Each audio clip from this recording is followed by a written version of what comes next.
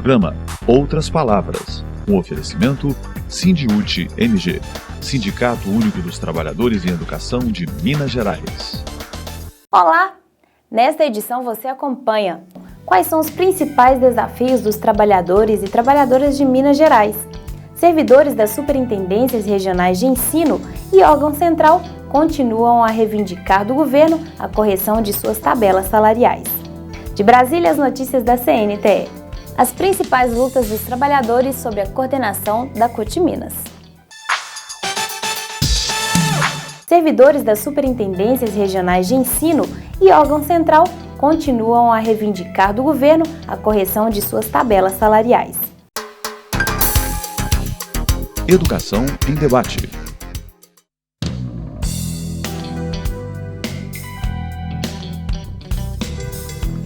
Cerca de 1.000 servidores das Superintendências Regionais de Ensino de todo o Estado e do órgão central votaram pela manutenção da greve por tempo indeterminado no último dia 13 de agosto. A categoria luta para que o governo do Estado atenda às suas reivindicações. Em reunião realizada no dia 4 de agosto com o Sindiúte MG, o governo disse que pretende apresentar proposta para atender às reivindicações de correção das tabelas dos ASE, TDE e ATB, mas que só será possível a partir dos depósitos judiciais do Tribunal de Justiça do Estado de Minas Gerais. No entanto, outras reivindicações foram negadas. Outro dado importante: o governo informou que vai respeitar o direito de greve, portanto, não será adotada a estratégia de corte de salários, medida coercitiva adotada pelo governo anterior.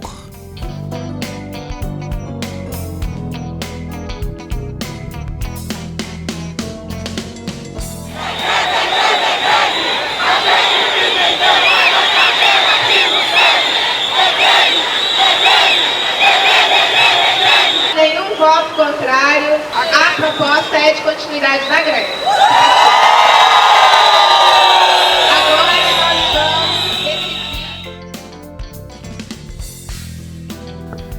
Os servidores das SRS e do órgão central estão em greve desde o dia 27 de julho último e o movimento já atinge a mais de 80% da categoria. Eles reivindicam correções das distorções das tabelas salariais com a aplicação da tabela do analista educacional com função de inspeção escolar para os demais analistas educacionais e mudança nas tabelas dos técnicos da educação, assistentes educacionais e assistentes da educação básica, tendo como referência 85% do vencimento inicial dos analistas. Modificação do corte para considerar o estágio probatório para promoção por escolaridade de 2008 para 2002.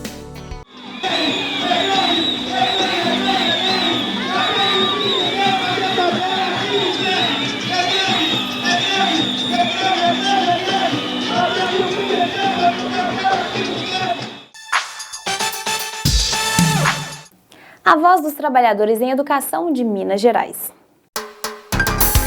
Profissão educador. Meu nome é Paulo Vinícius, eu sou técnico e atualmente estou no órgão central aqui em Belo Horizonte.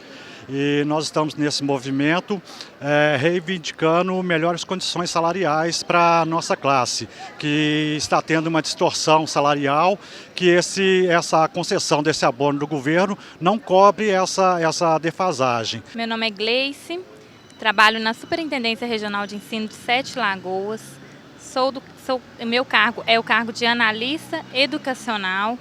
Estou aqui na luta desde maio com meus colegas da superintendência e demais superintendências de todo o estado, pleiteando, um aumento salarial, uma correção das distorções da nossa carreira.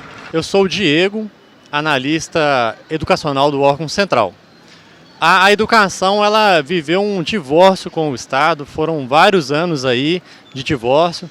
No começo do ano, o Sindiúte conseguiu um acordo histórico com a pasta da educação, só que era uma pauta muito extensa. A batalha do piso já consumiu muitas energias, foi uma vitória significativa, tivemos um reajuste de cerca de 30% parcelado, Só que é uma pauta muito mais extensa, é marcada por distorções históricas. E é isso que está em jogo agora, é a continuação da superação de todas essas distorções e desigualdades que comprometeram a educação. Meu nome é Flávio, eu sou da Superintendência Regional de Ensino de Ponte Nova. Meu cargo na Superintendência é técnico da educação. Eu estou aqui para esclarecer sobre a continuidade da nossa greve. Nós fizemos algumas propostas de reajustes salariais, melhores condições de trabalho das superintendências regionais de ensino. Fizemos essas propostas ao governador, Fernando Pimentel, e estamos aguardando até agora uma posição ou, ao menos, uma contraproposta do governo. Como isso até então não aconteceu, hoje, em uma assembleia, juntamente com o Sindiúti, ficou decidido pela continuidade da greve por um tempo indeterminado. Meu nome é Enólia Nunes Ferreira Lopes, sou analista educacional da Superintendência Regional de Ensino de Montes Claros. Estamos percebendo que o nosso movimento ele tem crescido ao longo de todo esse tempo. Iniciamos com as paralisações nas regionais e temos percebido que o nosso movimento ele cresceu, ele está numa ascendência, o que é muito bom para o movimento, uma vez que desde que iniciamos, nós estamos arrebanhando os nossos colegas, travando assim com eles o diálogo de uma forma muito respeitosa nas SRS, chamando-os para essa luta, que é uma luta nossa, né? Uma luta que nós estamos enveredando pela primeira vez de forma histórica nas Superintendências Regionais de Ensino de Minas Gerais. O jurídico do Sindiúti esclarece sua dúvida. Tira dúvidas. Em dezembro de 2014, completei 45 anos de idade e 25 de regência. Posso pedir o meu afastamento da sala de aula? Depende da situação funcional de cada servidor. O benefício do afastamento de regência foi revogado no ano de 2013. Entretanto, manteve-se assegurada as situações funcionais até a data de 1º de janeiro de 2015. O servidor que reuniu o requisito exigido pela legislação até essa data tem o direito assegurado. Após o dia 1º de janeiro de 2015, não é mais possível pleitear o afastamento da regência. As principais lutas dos trabalhadores sob a coordenação da CUT Minas. Momento CUT Minas.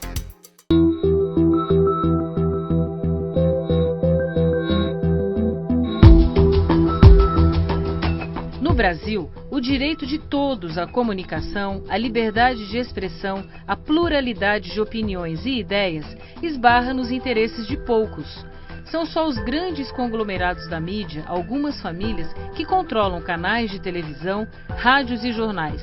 Emissoras regidas pela lógica do negócio, que utilizam a concessão pública para garantir apenas verba publicitária e impor padrões.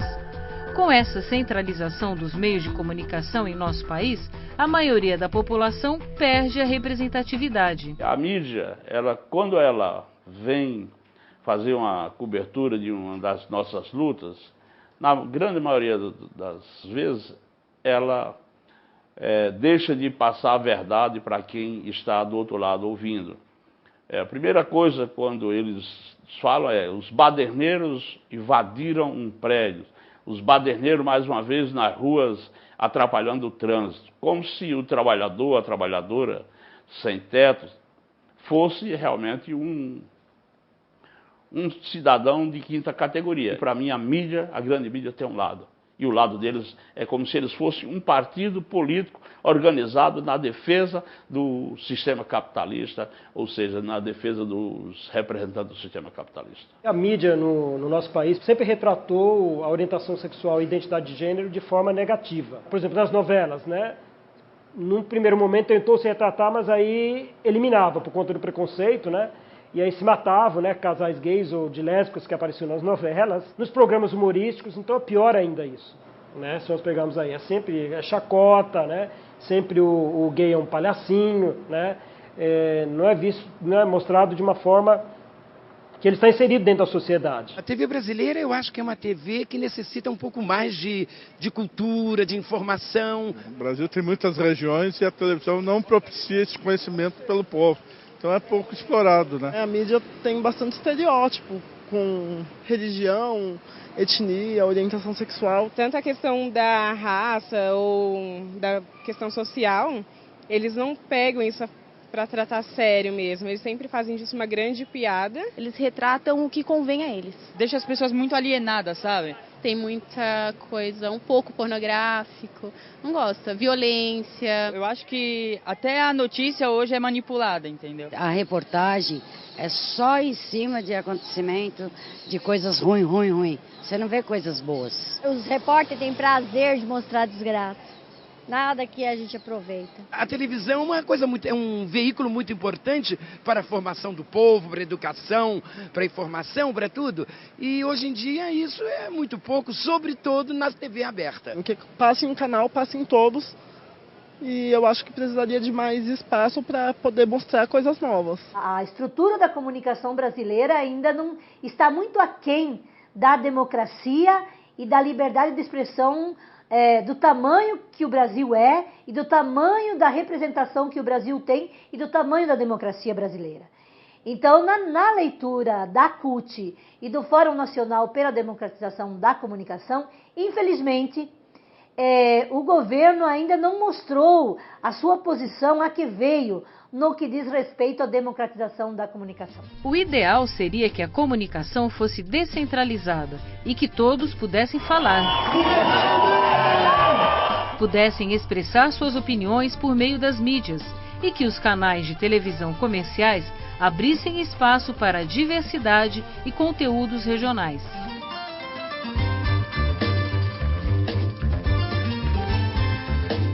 A situação é mesmo preocupante, tanto que o Fórum Nacional pela Democratização da Comunicação fez um levantamento sobre o assunto.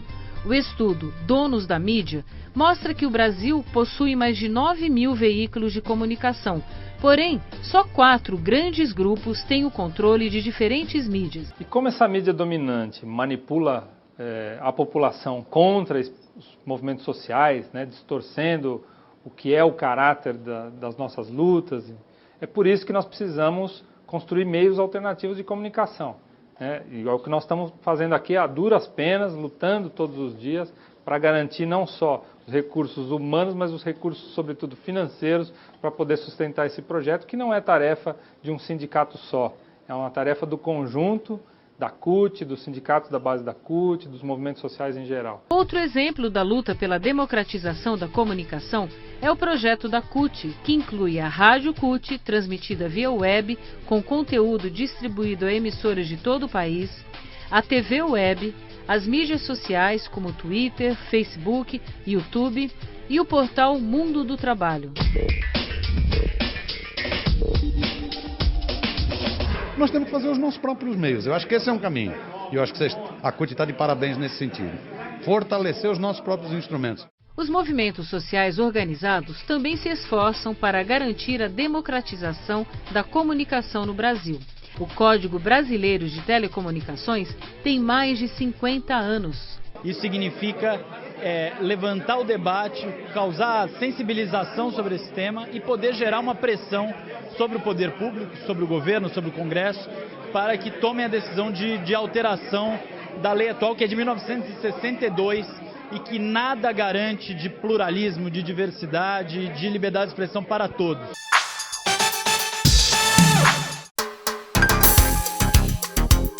Calendário de lutas. E o povo realmente ocupou as ruas em todo o país, no último dia 20 de agosto, para reforçar em coro várias palavras de ordem, entre elas: não vai ter golpe, mais saúde e mais educação. Em Belo Horizonte, de acordo com a CUT Minas, o ato reuniu mais de 12 mil manifestantes que se posicionaram em defesa da democracia e contra o golpismo. Também reforçaram pedidos por mais direitos, reformas agrária e política, combate à corrupção, a terceirização e o ajuste fiscal. Da Praça Afonso Arinos, no centro da cidade, os manifestantes seguiram em caminhada até a Praça 7 da estação, onde o ato terminou com apresentações culturais. Está em andamento a pesquisa que visa traçar o perfil dos educadores e educadoras em Minas Gerais. O sindicato, em parceria com a subseção do DIEESE, convida a todos e todas a participarem nos meses de agosto e setembro de uma pesquisa que visa traçar o perfil da categoria. A pesquisa vai levantar informações sobre as características dos trabalhadores e trabalhadoras em educação, condições de saúde, situações no local de trabalho e violência no ambiente escolar. Desta forma, o Sindiúte-MG também busca se instrumentalizar para aprimorar ainda mais os seus processos de negociação com o governo do Estado e, assim, atacar os problemas existentes na escola pública e na profissão de educador. Se você é trabalhador em educação da rede estadual, ajude-nos respondendo à pesquisa através do site www.sindiutemg.org.br.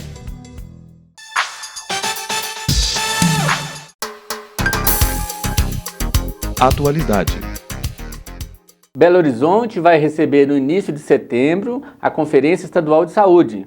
São mais de 2.000 delegados e delegadas eleitos em mais de 500 municípios. E para falar sobre esse assunto, nós recebemos aqui a psicóloga Lourdes Machado, ela que é do Conselho Regional de Psicologia e membro do Conselho Estadual de Saúde, onde é diretora de comunicação, né, Lourdes? Isso.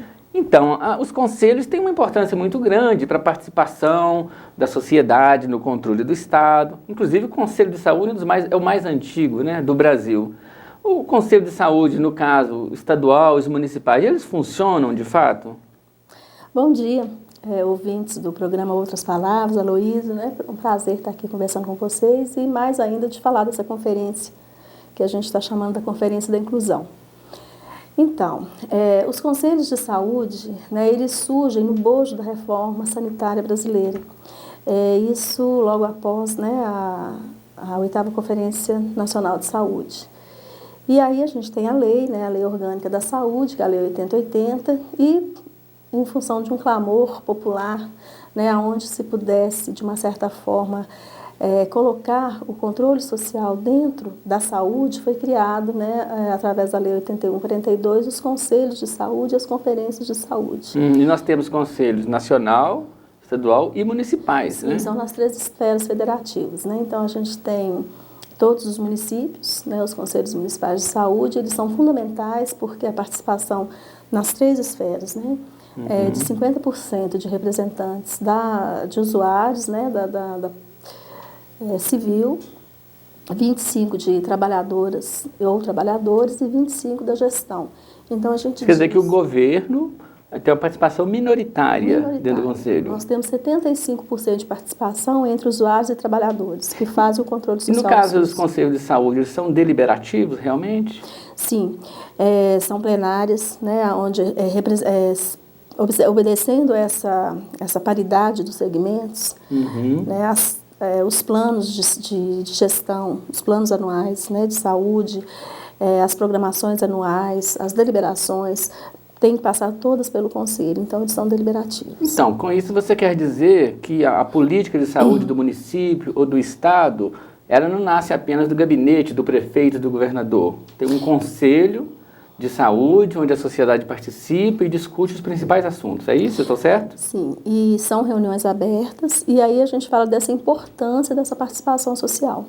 Porque se nós, trabalhadores e usuários, de fato, exercemos esse papel do controle social, a saúde, as decisões mais importantes passam pelos nossos segmentos. Né? Então, a importância é a gente conseguir fazer, né, com que essa representação seja de fato efetiva. Eu imagino que os conselhos, sejam locais, estaduais, fazem aquele acompanhamento mais diário, talvez, periódico, mais local.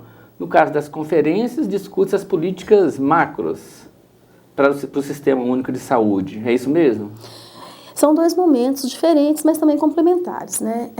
Os conselhos têm o dia a dia assim, do conselho, onde se discute com certeza também, né, os problemas mais macros também. No momento que você, né, ajuda e estuda um plano de saúde do município, você está também construindo políticas, né? Eu acho que um conselho forte, ele fortalece a gestão, né, e fortalece também a saúde daquele município. Agora, numa conferência, pela experiência que eu conheço de outras conferências, de outras áreas, geralmente tem muitas deliberações, né? Às vezes são centenas de deliberações. Essas decisões tomadas nessas conferências, elas são implementadas de fato? Há um acompanhamento disso? Pois é, eu acho que aí a gente começa a entrar um pouquinho nas diferenças dessa 8ª Conferência Estadual de Saúde e da 15ª Nacional. Porque, de fato, acontece um pouco isso, né? E aí, nesse momento agora que nós estamos vivendo dessas conferências, tem uma coisa fundamental, que é a 4ª etapa da conferência. Então, a gente tem as conferências municipais, nós vamos ter a nossa estadual agora, a nacional, e vai ter a fase do monitoramento, que vai começar em 2016, que é justamente para que essas propostas, porque são propostas, né, que saem nesses 3 entes federativos e que podem auxiliar nas políticas de saúde. Sim, então, o monitoramento das deliberações, do que vai ser implementado, vai ser feito pós-conferência nacional até a realização da conferência seguinte. Sim, como é a primeira fase, né, ele vai começar em 2016. Então, a gente espera que seja, de fato, essa fase onde nós vamos ser cobrados no Estado, né, e a gente dos municípios, onde essas propostas sejam, de fato, implementadas. Lourdes, quais são os desafios principais hoje para essa discussão da conferência estadual? Eu sei que vocês têm um grande debate, por exemplo, sobre atendimento inclusivo. O que vem a ser isso? Eu acho que hoje no Brasil a gente, claro, tem outros desafios, mas eu vou elencar 2, que eu acho que é essa parceria público-privada, que eu acho que é uma coisa que a gente tem que se ater sobre isso, e essa coisa de incluir dentro do SUS, né, populações, povos que estão à margem desse sistema formal. Mas o SUS já é um atendimento universal, né? Pela Constituição brasileira, para todos. Quem que está de fora? Pois é, quando você fala que a saúde, né, é um dever do Estado e um direito de todos, tem que ser para cada um também. E a gente está dizendo muito, né, que a política pública não pode ser para um público. Então, o que é isso? Né, vou dar alguns exemplos. Hoje a gente tem a população LGBT atendida dentro do SUS. Quais as políticas que a gente tem hoje? Nós temos prevenção, exames e distribuição de preservativos, né? Mas como que a gente lida hoje com a população transgênero, né? Uma mulher trans, ela chega para ser atendida, tem o nome dela na carteira social e quando ela é chamada para o atendimento, é chamada pelo nome de batismo. Olha o constrangimento que isso gera. Com certeza. Né? Então, há necessidade até de uma preparação dos profissionais de que uma estão atuando, política inclusiva. Né? No caso de assentamentos, né, urbanos, rurais, muitas pessoas que não têm endereço fixo, né, por estar numa ocupação, às vezes, considerada irregular, esse atendimento, como é que ele é feito, como deveria ser? E vou incluir ciganos também, né? Que hoje, para você ser atendido no SUS, a gente tem que ter um cartão SUS e tem que ter endereço. A gente tem, né, relatos de populações que não são atendidas porque não tem esse endereço fixo. E aí a gente está falando de um território sanitário. E a gente tem que trabalhar com o território psicossocial do sujeito, né? Sim, então... Aonde que esse sujeito está, por que que ele está, né? O assentamento hoje, às vezes cigano está numa cidade, amanhã está em outra. Como que a gente vai, né, lidar com isso dentro da saúde pública? Ele é brasileiro, ele é cidadão. E essa é uma discussão da conferência. Pois é, essa discussão a gente está querendo trazer, né, no momento que a gente tenha representantes desses povos para nos dizer e nos ajudar a construir propostas para incluí-los. Porque essa é um pouco a ideia, né, dessa conferência do dia 22.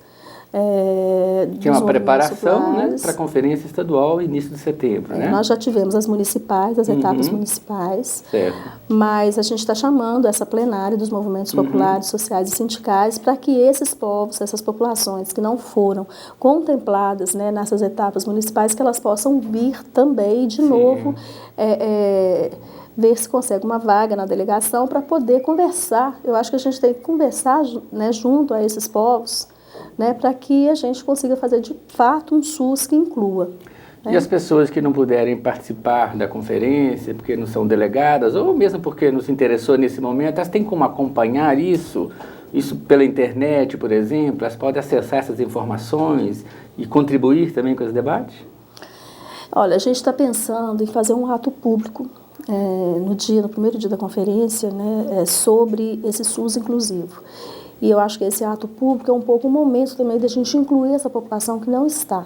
Mas dentro da formalidade de uma conferência, a gente tem as etapas. Então, os delegados e delegadas, né, eles foram eleitos, né, nas etapas municipais. E os movimentos populares, nós vamos ter dia 22. Então, um conjunto desses delegados e delegadas escolhidos nesses espaços é que vai fazer a delegação estadual. Ok. Tá? Tá e bem, aí então, as propostas, né, estão colocadas, enfim. Tá bem. Eu desejo sucesso para vocês na conferência e você também que nos assiste pela televisão e também no YouTube. Obrigado e até a próxima. Vamos a Brasília com as notícias da CNTE. Momento CNTE. A CNTE reuniu cerca de 500 trabalhadores em educação na segunda plenária intercongressual em Brasília. O evento celebrou os 25 anos de unificação da entidade, com a participação de representantes dos 49 sindicatos filiados, que debateram 2 projetos de lei para a criação do piso único e da carreira dos trabalhadores em educação. O debate aqui nos leva a discutir um piso referenciado naquela lei do magistério, que pelos cálculos da CNTE coloca esse piso para o ano de 2015 no valor de R$ 2.650, no mínimo 50% para quem tem nível superior, que daria R$ 3.995, fazendo um processo de desenvolvimento na carreira que contemplasse o tempo de serviço, a cada 3 anos tendo uma progressão, o que elevaria o salário em 6%, e uma especialização em 15%, fazendo um mestrado 25%, e o profissional fazendo um doutorado elevar o seu salário em 35%. Então, o que nós vamos discutir é essa base, que é o piso, e o desenvolvimento da carreira com percentuais que valorize a categoria, que mantenha os profissionais dentro da educação para que não saia como está acontecendo e que motive a juventude para procurar essa profissão. O presidente da Confederação Sindical Internacional, CSI, João Felício, apontou a importância de um piso profissional para valorizar os trabalhadores e garantir qualidade para a educação pública. Em sua palestra, Felício destacou os riscos de retrocesso e perda de direitos conquistados resultantes da crise que o país enfrenta hoje. A única alternativa é mobilização social. Eu acho que a nossa CNTE tem demonstrado que é uma confederação altamente combativa, ela é filiada à CUT, o que para nós é um orgulho enorme. A CUT tem uma trajetória de política assim, muito forte, de mobilização, de ir para a rua, fazendo greve, passeata, atos públicos, pressionando o Congresso Nacional, pressionando o Executivo, pressionando governadores, prefeitos, etc.